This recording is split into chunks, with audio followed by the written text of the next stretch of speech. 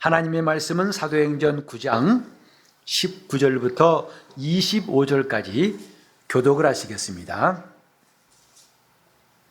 사울이 다메섹에 있는 제자들과 함께 며칠 있을새 즉시로 각 회당에서 예수의 하나님의 아들이심을 전파하니 듣는 사람이 다 놀라 말하되 이 사람이 예루살렘에서 이 이름 부르는 사람을 잔해하던 자가 아니냐, 여기 온 것도 저희를 결박하여 대제사장들에게 끌어가고자 함이 아니냐 하더라.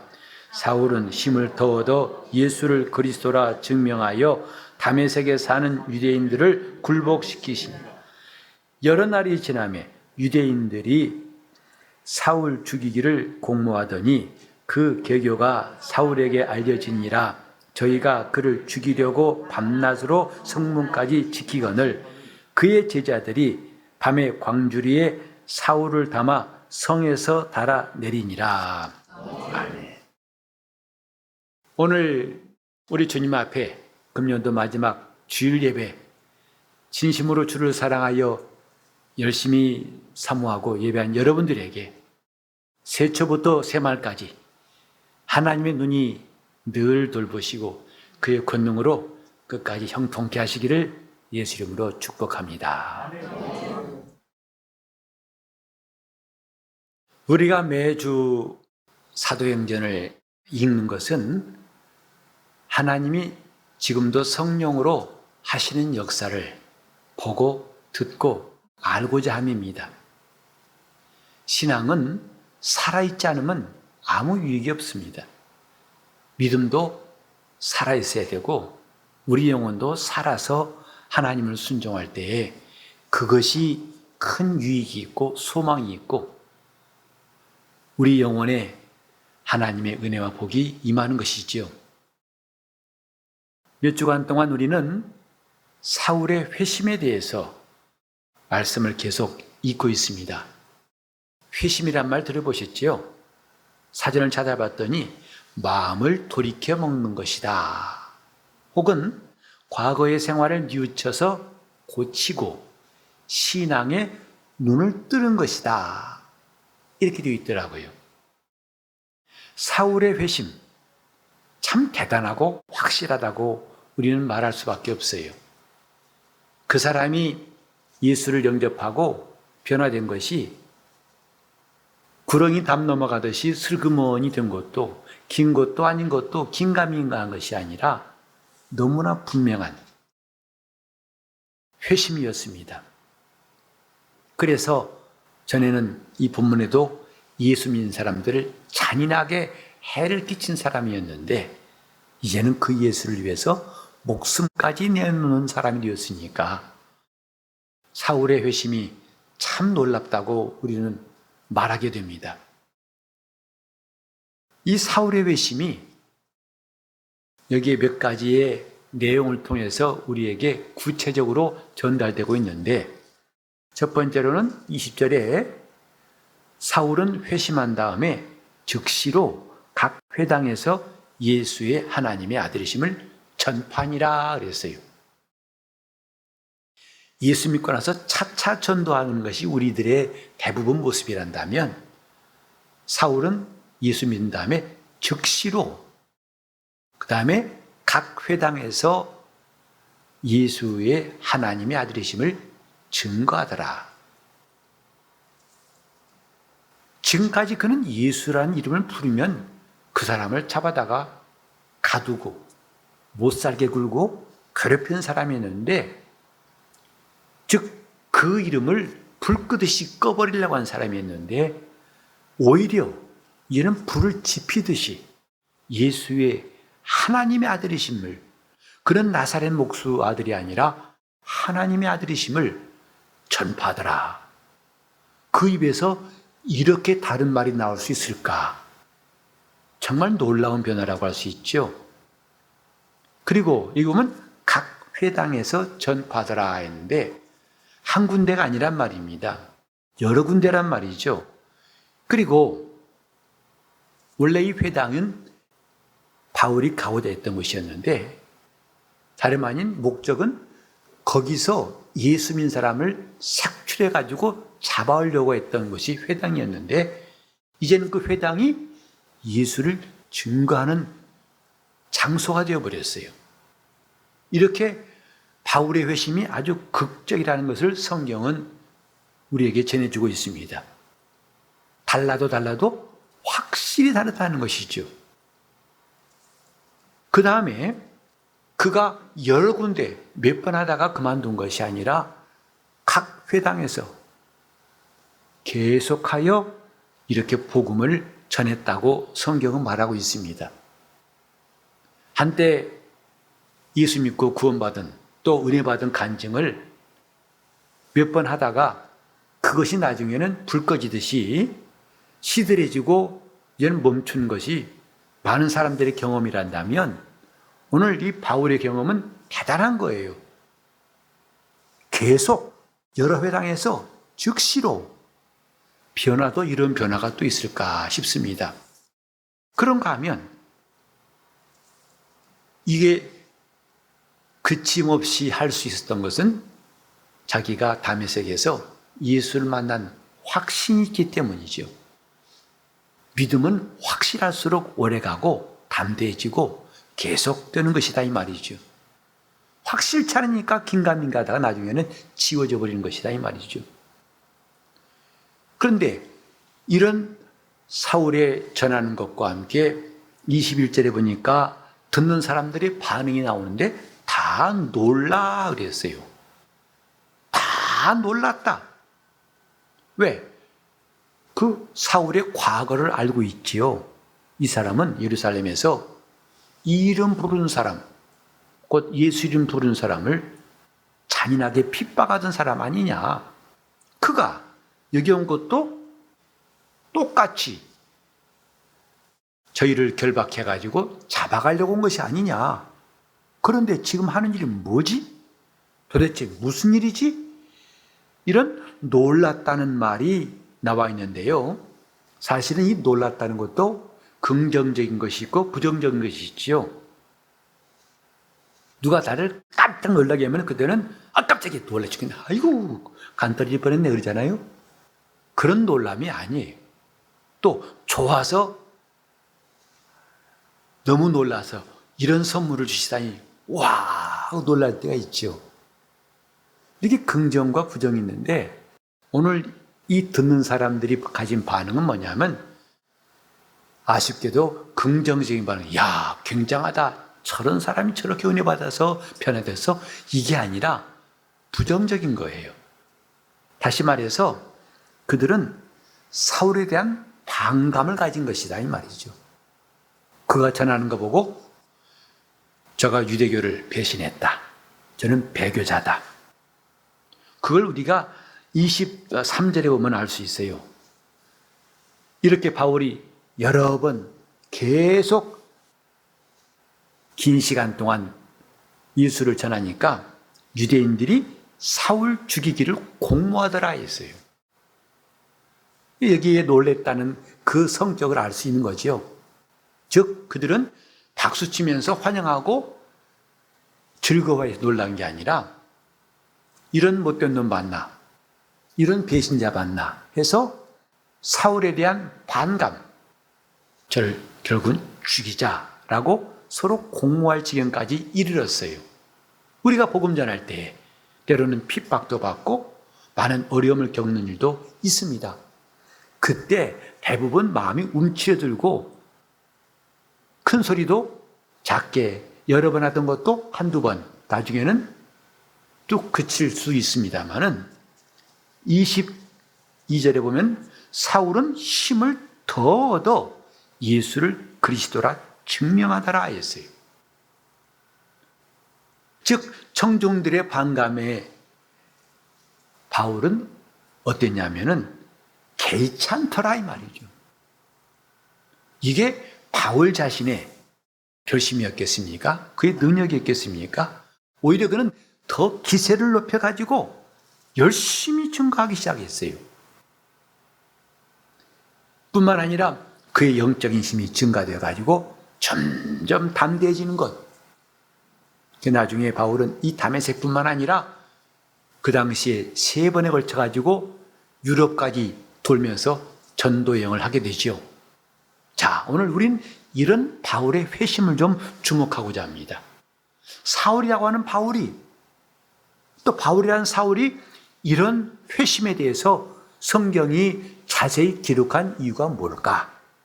다시 말합니다만 오늘 그런 기록이 내 앞에 있도록 하나님이 역사하신 뜻이 무엇일까 생각합니다. 물론 대부분의 경우는 이런 말씀이 있고 그건 바울이니까, 그건 사울이니까, 특별한 사람이니까 또 나와 관계없어, 난 몰라, 무관심할 수 있어요. 하나님이 하신 일에 대해서 그건 특별한 일이니까 라고 스스로가 모른 채 할 수 있어요. 하지만 그것은 바람직스러운 자세는 아니죠. 왜냐하면 우리는 하나님이 살아계시고 오늘날도 우리에게 말씀하신다는 것을 믿기 때문입니다.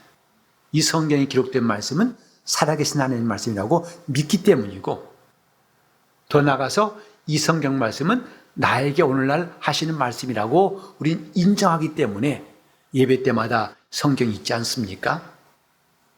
이런 바울의 회심, 놀랄 일이 점점 더 많아져요.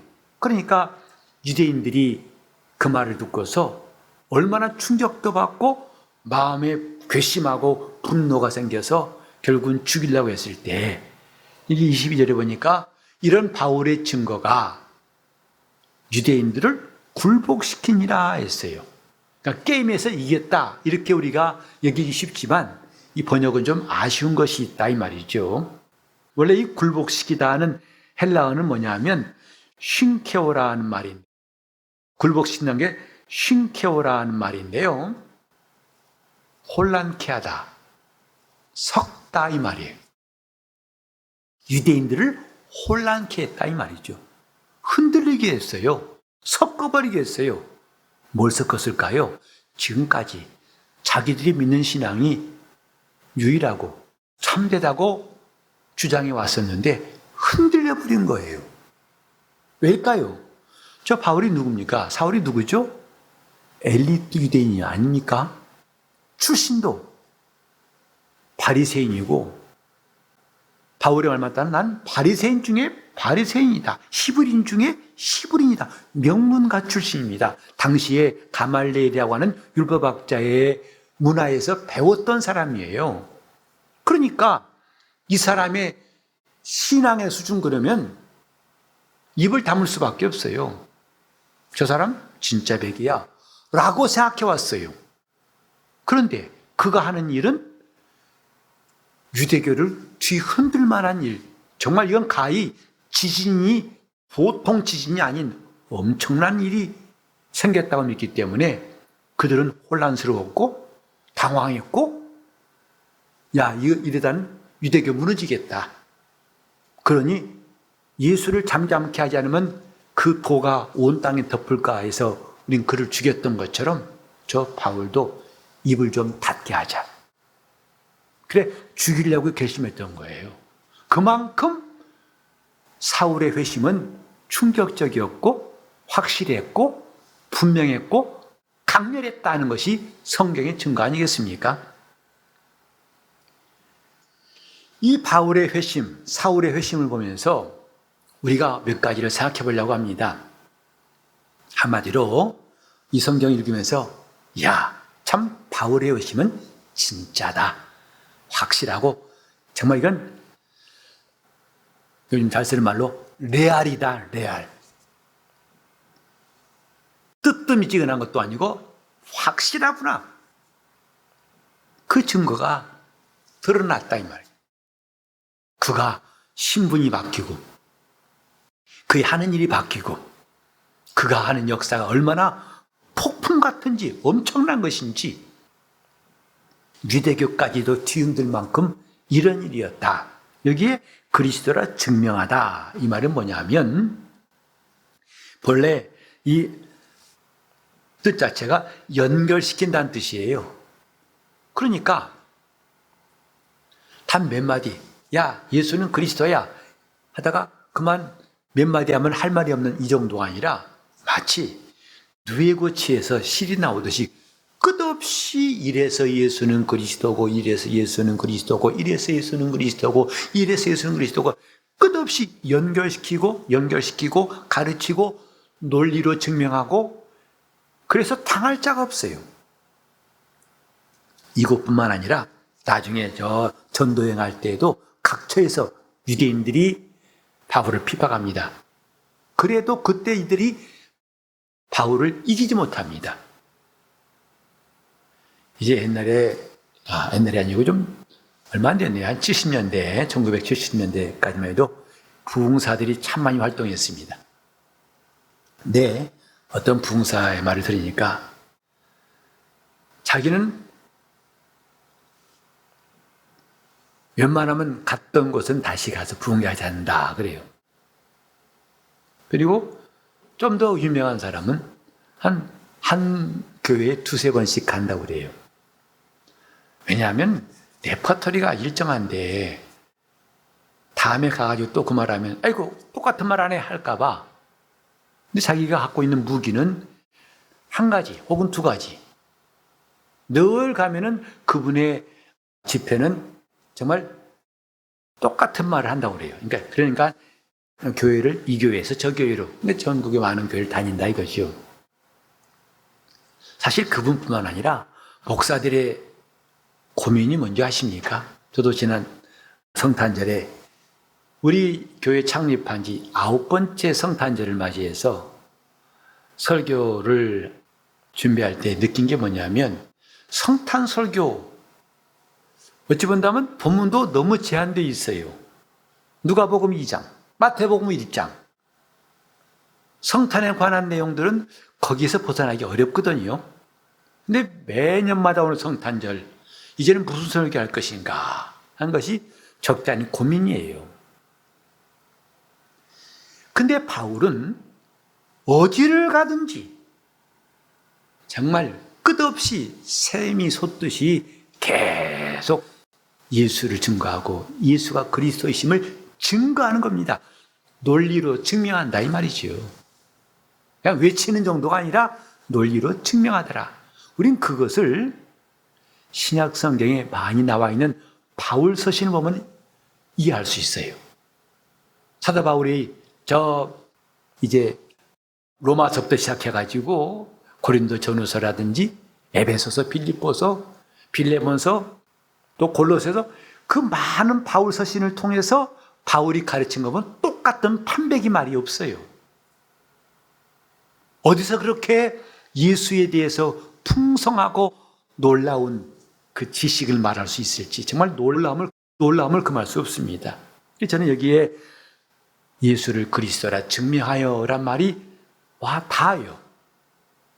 바울은 단지 예수를 전한 사람 정도가 아니라 그리스도라 증명하여 그랬어요. 이게 바울 회심의 결정적인 내용이에요. 우리는 보통 예수님께 변화되었다 할 때 믿고 나서 좋아했던 술도 끊고 담배도 끊고 토박도 하지 않고 주로 그런 것이 대부분 간증이었습니다. 그렇게 세상살이를 좋아했는데 이제는 끊었고 교회에 충실히 나온다. 물론 중요한 일입니다. 정말 이건 보통 담배 하나 끊기 쉽지 않지 않습니까? 술 끊는 거 보통 일이 아니지 않습니까? 근데 이걸 순간에 맛이 없어요. 쓴맛이 되고 욕지게 나온다 이 말이죠. 굉장한 변화죠. 근데 성경은 우리에게 또 하나의 도전을 주고 있어요. 큰 변화. 바울을 통해서 우리에게 준 변화는 저렇게 변화되는 것이 진짜구나. 저것이 정말 변화구나. 어떤 변화? 예수를 핍박했던 그 사람 입에서 예수가 그리스도인 것을 증거하니라. 그래 그 증거를 듣고 얼마나 많은 사람들이 주께로 돌아왔는지, 심지어는 2000년 전은 지금까지도 바울이 증거한 내용들이 오늘날 기독교에서 많은 가르침을 주고 그 바울의 가르침을 통해서 예수를 아는 사람들이 부지기수 아닙니까? 바울의 회심, 오늘 우리는 이 성경을 통해서 바울의 회심에 대해서 눈을 뗄래야 뗄 수가 없어요. 왜? 이것이 바울 한 사람만의 특별한 경험이었다면 그렇게 치부할 수 있겠죠. 그러나 그럴 수 없는 것이 성경은 모든 믿는 자들에게 오늘날 하시는 하나님의 말씀이라고 인정하기 때문에 더 이상 이런 바울의 회심에 대해서 못 본 채 멀찌감치 둘 수가 없다 이 말이죠.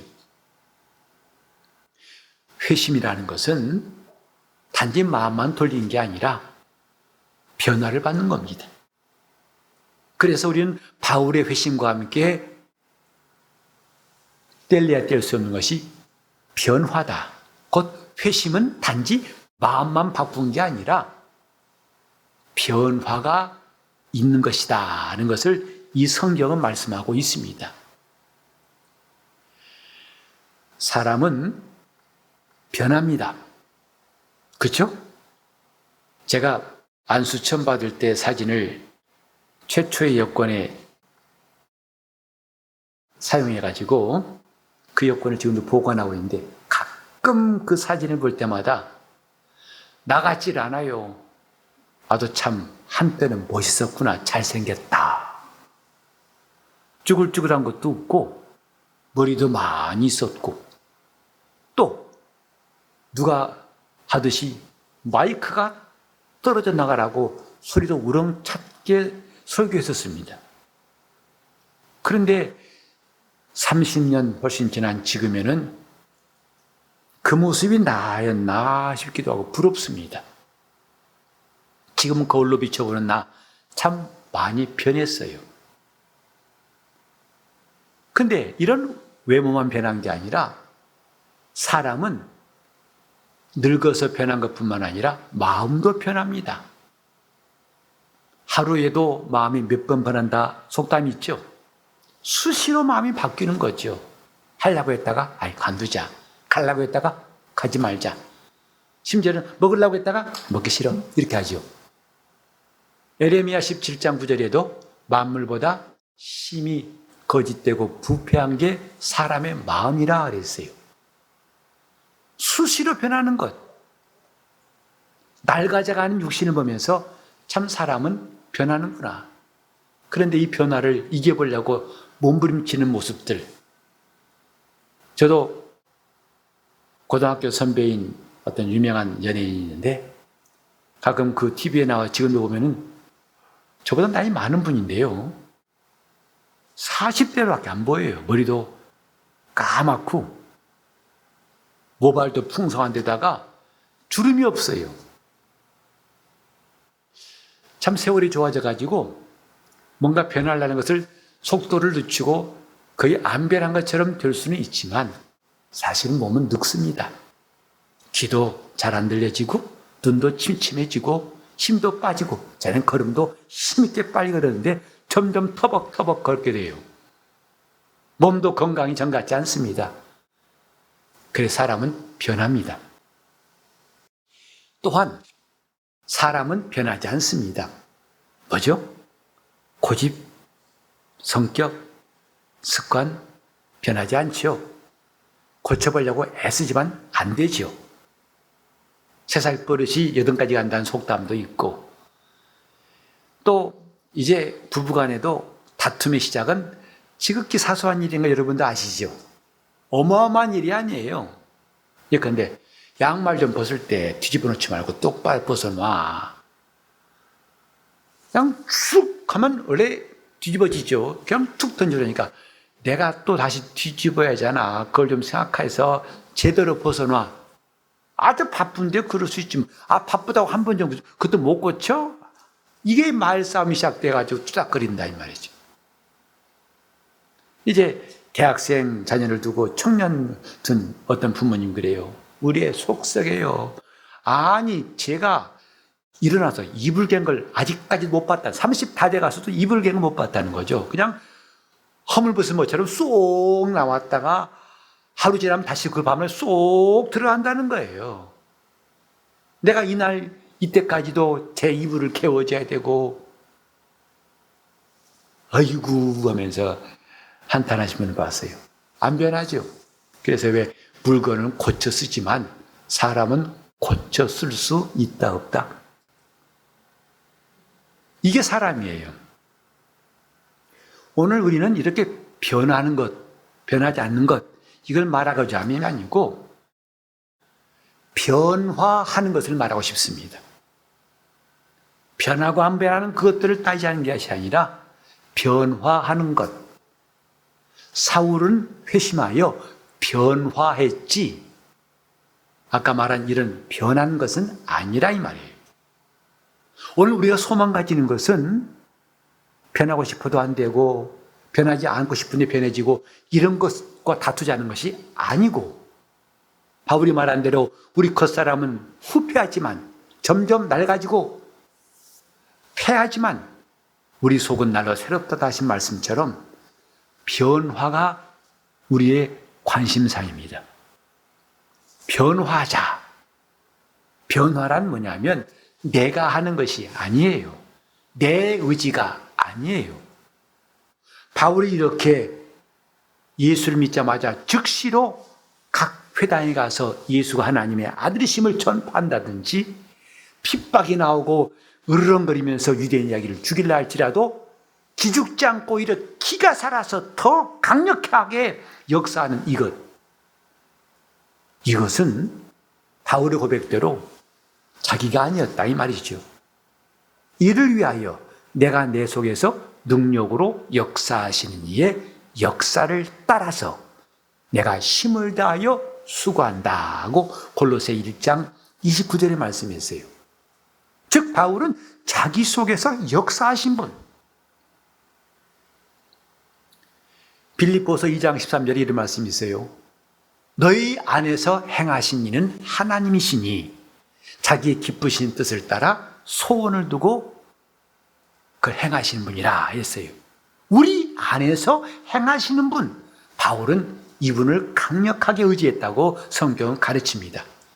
요컨대 우리는 때를 따라 변하고 또 변하지 않는 것 때문에 고민하고 이런 문제로 씨름한다는 것이 아니라 바울의 회심에서 보여준 것처럼 변화되는 것을 찾고자 하는 것이죠. 하나님께서 2021년 코로나 시대를 통해서 한 해 끝에 우리가 서게 하셨어요. 오늘 여기에 지금까지 하나님이 두신 이유가 뭘까? 물론 우리는 찬송했듯이 물 붓듯이 부으신 은혜로 몸도 마음도 연약하지만 이 어려운 때를 잘 견디어 왔고 무사하고 또 그 와중에 우리가 적지만 필요한 것도 있게 하시고 더 좋은 것도 좀 편한 것도 가지고 있을 거예요. 하지만 그것이 다 주님의 은혜라고 거기까지만 말하기는 좀 아쉽지 않습니까? 진짜 우리가 사모하고 우리가 정말 주 앞에 감사하고 더 구해야 할 것이 무엇인가? 변화라 이 말이죠.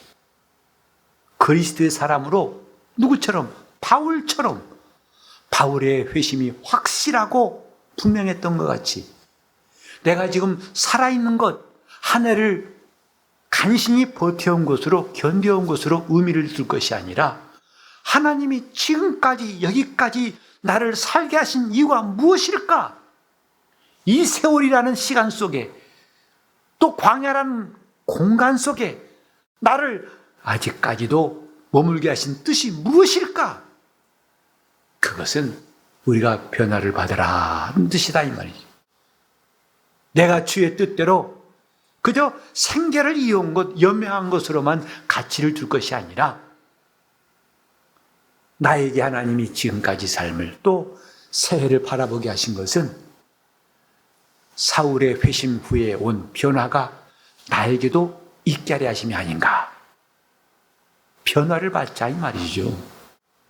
변화를 사모하고 비록 잘 안 되고 힘들어서 때로는 포기했지만 다시금 우리 마음을 수축해서 쌓아 올려서 하나님이 내 삶에 개입하시고 나를 변화시키는 역사를 우리는 포기해서는 안 된다고 생각합니다. 이게 내가 사는 목적이에요. 내가 지금 살아있는 목적, 하나님을 찬송하는 목적이 뭐냐? 참 지금까지 잘 견뎌왔습니다. 그나마 먹고 살았습니다. 잘 견뎠습니다로 하는 것이 아니라 욥기 23장 10절에 말씀했죠. 나의 갈 길을 저가 아시나니 하나님이 아신다 했어요. 그가 나를 연단하신 후에는 정금같이 나올 것이다. 정금같이 나오는 그것이 현재 심한 고난 속에서 그가 바라보는 목표 아니겠습니까? 지금 우리가 코로나 걸렸든 안 걸렸든 그게 중요한 게 아니잖아요. 간신히 살아나온 것, 그것이 전부가 아니지 않습니까? 하나님이 나를 지금까지 숨쉬게 하시고 여기에 있게 하신 것, 적어도 그냥 현상 유지만 하라는 정도가 아니라 사울의 회심같이 나도 그날의 영광스러운 성도로 부활하기 위해서 변화를 받으라는 뜻이 아니겠습니까? 이것이 오늘 이 본문이 주는 메시지라고 여기지 않습니까? 한 해를 돌아보면서 나는 과연 무엇이 변화했는가? 내가 하나님 앞에 서 있는 자세를 돌아보면서 나는 과연 무엇이 변화됐는가? 무엇이 성장했는가? 무엇이 나아졌는가? 내 육신의 삶에 나아진 것도 있겠고 또 어려움을 당하신 분도 있을 겁니다. 이 가운데는 혹시 건강 때문에 고민하시는 분도 있을 것이고 나는 건강하다고 그건 안심하는 분도 있을 것입니다. 그것이 우리 목표는 아니지 않습니까? 우리가 정말 사모하는 것은 사울같이 회심한 다음에 변화받는 것인데 그 변화받는 것의 핵심이 뭐냐? 나도 사울처럼 예수는 그리스도라고 증거한 사람이 되자. 당신이 변화받은 결정적인 내용이 무엇입니까? 나는 예수가 그리스도라는 사실을 내가 숨이 끊어질 때까지 계속 누에 고치에서 실이 나오듯이 끝없이 내 삶에서 증거하여 나로 말미암아 예수를 그리스도라 믿는 사람이 나오고 그들이 영생에 들어가는 이것이야말로 최고의 가치인 일 아니겠습니까? 지금 내게 주신 직장, 사업장, 내게 주신 달란트, 내게 주신 재물과 시간들 다 뭐였을 것인가? 우리는 용도를, 가장 좋은 용도를 알지 않습니까? 예수를 그리스도라 증거하니라. 예수를 그리스도라 증거하니라. 저도 이제 주위에 있는 사람들이 하나 둘씩 떠나더라고요. 목사로 있다가 떠난 사람도 있고 집사로 봉사 떠난 사람도 있고 내 가족도 떠나고 많이 떠납니다.